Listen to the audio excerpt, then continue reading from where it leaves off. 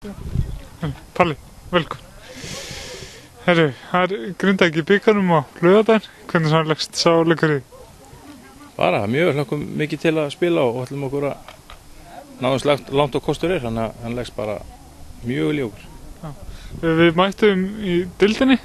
Hvaða svona lærdóm við taka frá þeim leik? Deildarleiknum töpum náttúrulega úti, en við unnum það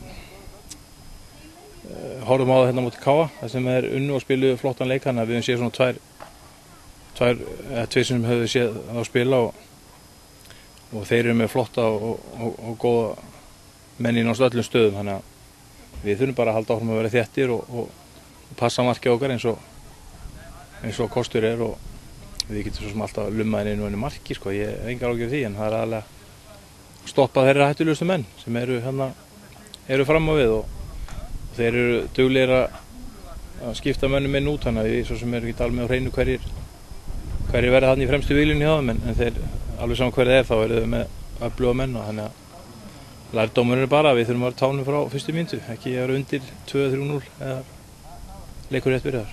Já, og það er náttúrulega skiptir öllu þetta að byrja strax. Já, við höfum gert það undanfarið og verið segir í byrjun, og við ætlum að reyna að halda því áfram og reyna að enda svo út leikinn. Aðeins á hópnum, allir klárir? Skulum sjá. Já, það er allir klárir. Nú þarf ég að fara að króa mig af og pikka út 18 leikmenn af þessum 21 sem er æfa núna, það er allir í boði. Júnímánuður var nokkuð góður fyrir okkur. Hvernig svona, já, það hlýtur að vera orðið alltaf erfitt að velja byrjunarlið. Já, erfitt og ekki erfitt, nei, ég vil nú ekki menna að það sé erfitt. Ég trúi því að ég sé að velja sterkasta liði hverju sinni og þessum mannskap sem ég hef, og það eru margir til kallaðir, en á endanum verða 11 leikmenn, og kannski viljandi hef ég kannski einhverja sem að til þess að koma í tromp inn á.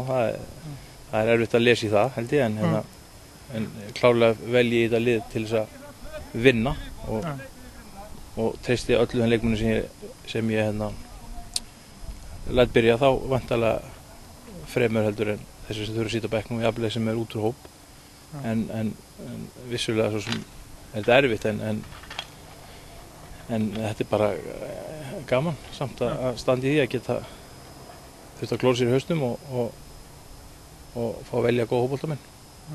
Það er alltaf markmiðið þetta morgun er að komast í undanúrslit í fyrsta sinn síðan 96. Já, bara þó við höfum komist í lengra í fyrra, þá hefur samt að vera aðmarkmið að komast áfram. Það er stutt í leikinn stóra, og auðvitað þurfum við að fara í þá allavega 2 leiki á milli, en að sjálfsögðu hugsaum við bara þennan leik, og svo sjáum við til eftir þennan leik hvernig hvort það verður meiri gorgir í okkur þá, það er aldrei að vita.